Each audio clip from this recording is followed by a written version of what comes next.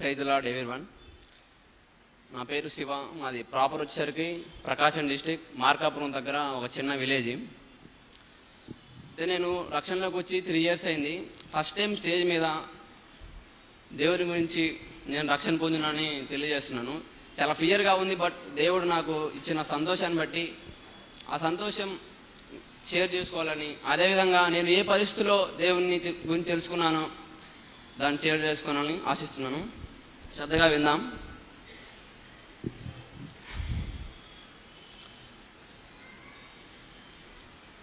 నేను చిన్నప్పటి నుంచి అమ్మ వాళ్ళు హిందూస్ కాబట్టి టెంపుల్స్కి వెళ్ళేవాళ్ళు, వచ్చేవాళ్ళము.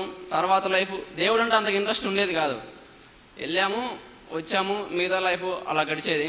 సో నేను చిన్న చిన్న విషయాలకు కూడా స్కూల్లో నా ఫ్రెండ్స్ని కొట్టడము, అలా చాలా బ్యాడ్గా బిహేవ్ చేసేవాడిని. అట్లా వాళ్ళ పేరెంట్స్ వచ్చి మా తల్లిదండ్రులకు, మీ పిల్లవాడు ఇలా మా పిల్లల్ని ఇబ్బంది పెడుతున్నాడు, మీ పిల్లవాడిని కంట్రోల్ చేసుకోలేరా అనేవాళ్ళు. అయినప్పటికీ నేను చాలాసార్లు అలా కనీసం ఒక 5-10 ఫ్యామిలీస్ మా ఇంటి దగ్గరకు వచ్చిండే. మీ పిల్లవాడు ఏంటి స్కూల్లో ఎలా నడుచుకోవాలో తెలియదని చెప్పేవాళ్ళు. మా పేరెంట్స్ నన్ను తిట్టేవాళ్ళు, బట్ నేను అలానే నడుచుకుంటూ వచ్చా స్కూల్ లైఫ్ అంతా కూడా. తర్వాత ఇంటర్మీడియట్కి వచ్చా. స్కూల్ లైఫ్ నుంచి పట్టణానికి వచ్చా ఇంటర్మీడియట్కి. అక్కడ ఇంకా ఎక్కువ గ్రామాల నుంచి వస్తారు కదా. ఆ సమయాల్లో ఫస్ట్ ఇయర్లో ఇంటర్ ఫస్ట్ ఇయర్ ఉన్నప్పుడు కొత్త వాళ్ళు పరిచయం అవ్వడము, చాలా హాస్టల్లో జాయిన్ అయినప్పటికి నేను చాలామంది కొత్త ఫ్రెండ్స్ పరిచయం అయ్యారు. ఫస్ట్ ఇయర్లో చాలా ఫ్రెండ్లీగా మాట్లాడేవాళ్ళు, బట్ సెకండ్ ఇయర్ వచ్చేసరికి వాళ్ళందరూ కూడా కొత్త పరిచయాలు అవ్వడము, వేరే పర్సన్స్ పరిచయం అవ్వడం వల్ల అందరు మాట్లాడేవాళ్ళు కాదు నాతోటి. నేనేమో నాకు కొద్దిగా లోన్లీగా, ఫస్ట్ ఇయర్లో చాలా మంచిగా ఉండేవాళ్ళు. నాకు ఎక్కువగా పక్క వ్యక్తులతో మాట్లాడితే చాలా ఫ్రీగా ఉంటుంది, మాట్లాడేవాళ్ళు కాదు. వాళ్ళు ఫోన్లలో చూసుకోవడం అలా ఉండేది. సర్లేనేసి అలా ఎంటర్ అయిపోయింది. తర్వాత డిగ్రీలో జాయిన్ అయినా.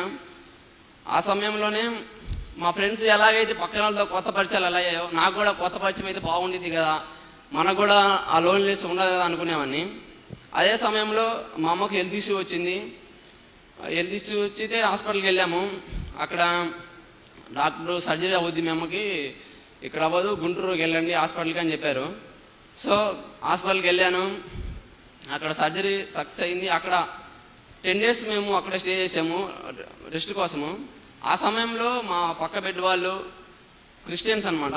వాళ్ళు దేవుని గురించి చెప్పారు, బట్ అప్పుడు అసలు దేవుడు అంటే ఏదో ఇంట్రెస్ట్ ఉండేది కాదు. వీళ్ళేంట్రా హాస్పిటల్కి వస్తే దేవుని గురించి చెప్తున్నారు అని అనుకునేవాడిని. అదే సమయంలో ఒకసారి హాస్టల్లో ఉన్నప్పుడు కూడా వేరే వాళ్ళు చర్చికి యూత్ మీటింగ్ పిలిచారు. భోజనాలు ఉన్నాయా అని అడిగా. అంతే, ఆ భోజనాలు ఉన్నాయండి, ఆ వస్త్రంలో అయితే అనేవాడిని. తర్వాత వాళ్ళు అందరూ క్లాప్స్ కొడుతుండేవాళ్ళు.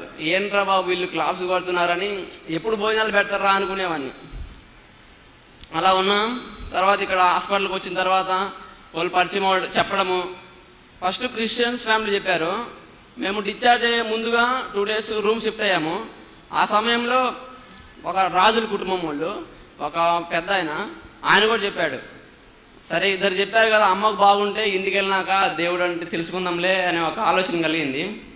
ఇంటికి వచ్చిన తర్వాత మా ఊళ్ళో చర్చికి వెళ్ళాను, ఫస్ట్ డే కదా, అంతగా అనిపించలేదు. అదే సమయంలో ఫిజికల్ ఈవెంట్ ఆర్మీ పర్పస్ అయ్యి నేను అకాడమీ జాయిన్ అయినా. ఆ సమయంలో నాకు 1 month స్పెండ్ చేశా అకాడమీలో ఫిజికల్ ఈవెంట్ కోసం. ఆ సమయంలో వెంకటేష్ అనే ఒక పర్సన్, యవనస్తుడు, 18 years ఉంటాయి అబ్బాయికి కూడా. అబ్బాయి అప్పటికే రక్షణ పొందినాడు, బాప్తిసం కూడా తీసుకున్నాడు. దేవుని గురించి తెలుసుకోవాలని ఆసక్తి ఉన్నది. అదే సమయంలో ఆ అబ్బాయితో నేను 1 month స్పెండ్ చేశా. ప్రతిరోజు ఈవినింగ్ ప్రేయర్ చేసుకోవడము, వీక్లీ సండేస్ చర్చికి వెళ్ళడము, అబ్బాయితో ఉండడం, అక్కడ మార్మన్స్ అనుభవం పొందడం జరిగింది. కానీ స్పిరిచువల్గా అంత గ్రోత్ అనేది లేదు నాకు. తర్వాత ఫిజికల్ జరిగింది, దాంట్లో డిస్క్వాలిఫై అయ్యా. ఇంకా తర్వాత కాంపిటేటివ్ ఎగ్జామ్స్ పర్పస్ అయ్యి గుంటూరు వచ్చా. గుంటూరు వచ్చి చర్చికి వెళ్ళాలని ఆసక్తి ఉండేది. గూగుల్లో మ్యాప్లు చూసి చర్చి దగ్గర ఎక్కడ ఉంది వెళ్దామనేసి ఆసక్తి ఉండేది. కానీ అదే సమయంలో నేను ఎక్కడైతే హాస్టల్ జాయిన్ అయినానో ఒక క్రిస్టియన్ అన్న పరిచయం అయ్యాడు. అన్నప్పటికీ అంతకుముందు వెళ్ళేలా ఉండే చర్చికి, బట్ అప్పటికి వెళ్ళలేదు. అనేది నేను అడిగితే అన్న తమ్ముడు ఇలా చెప్పావు కదా, సరే వెళ్దాం నీకోసం వస్తా అన్నాడు. వెళ్ళాము వేరే చర్చికి. అలా ప్రతి సండే వెళ్ళి వచ్చేవాళ్ళము. కానీ పర్సనల్గా దేవునితో ప్రేయర్ చేసుకోవడం కావచ్చు అలాంటివి ఏమి ఉండేది కాదు. తర్వాత మళ్ళీ రూమ్ షిఫ్ట్ అయ్యాము. రూమ్ షిఫ్ట్ అయిన తర్వాత మా రూము కింది ఫ్లోర్లో YBIC శ్రీనాథ్ అన్న పరిచయం అయ్యాడు. అన్న పరిచయం అయిన తర్వాత నేను ఆసక్తితో అన్న నేను వస్తా YBIC కలా నేను అన్న ఇన్వైట్ చేసి వచ్చాడు. ఇక్కడికి వచ్చిన తర్వాత నేను స్పిరిచువల్గా చాలా గ్రోత్ అయినాను. ఇక్కడికి వచ్చిన స్టార్టింగ్ నుంచి కూడా ఇంకా స్పిరిచువల్ గ్రోత్ అవుతూ ప్రతిరోజు ఒంటరిగా ప్రేయర్ చేసుకోవడము, ఆ యొక్క అనుభూతిని నేను పొందినాను. అంటే లోన్లీనెస్ కావచ్చు, ఎవరితో మాట్లాడాలని అలాంటి విషయాలు కాకుండా దేవుడు మనతో మాట్లాడతాడు. ఆ పర్సనల్ రిలేషన్షిప్ ఎప్పుడైతే నాకు దేవునితో పెరిగిందో, అన్నోళ్ళు ఇక్కడ ఒక ఫ్యామిలీ లాగా నన్ను చూడడము, చాలా గైడెన్స్ ఇవ్వడము అలా జరిగింది. సో ఇంకా అప్పటి నుంచి నేను అంతగా ఒంటరిగా ఫీల్ అవ్వడం కానీ అలా ఉండేది కాదు. దేవుని గురించి మంచిగా తెలుసుకోవడము, అదేవిధంగా నేను ఎలాగైతే పరిస్థితుల్లో ఉన్నానో దేవుని తెలుసుకున్న తర్వాత నేను ఎంత ఉత్సాహకరంగా చాలా ఆనందకరంగా ఉన్నానో అలా నాకు ఫ్రెండ్స్ కూడా తెలియజేయాలని ఉత్సాహంతో నాకు తెలిసినంత వరకు ప్రతి ఒక్కరిని ఇన్వైట్ చేస్తా. వస్తారు, 1 డే 1 వీక్ వస్తారు, తర్వాత వెళ్ళిపోతారు. పరిచయం చేయడం వరకు మన ఇష్టం. కొంతమంది నా ఫ్రెండ్స్ అలానే, అరే నువ్వు మతం లేక మారావురా, ఏంది దేవుడి గురించి స్టేటస్లు పెడుతున్నావురా అనేవాళ్ళు. అరే అది మతం కాదురా, మార్గం రా అని చెప్పేవాడిని. సర్లేరా నీకేదో మాయ చేశారులే వాళ్ళు అనేవాళ్ళు. ఖచ్చితంగా 1 డే మీరు కూడా తెలుసుకుంటారా అని చెప్పేవాడిని. సో నాలాగా ఎంతోమంది ఆయన గురించి తెలియని సమయాల్లో నవ్వుకుంటారు, అదేవిధంగా ఈయన ఏంట్రా ఈయన మన దేవుడు కాదు అనుకుంటారు. బట్ 1 డే మనము ఖచ్చితంగా చనిపోతాము. ఆ సమయంలో నిత్య జీవము అనేది మనకు ఒకటి ఉండేది అని తెలుసుకోవాలంటే నిజమైన దేవుని తెలుసుకున్నప్పుడే మనము ఆ దేవుని దగ్గర చేరుకోగలము.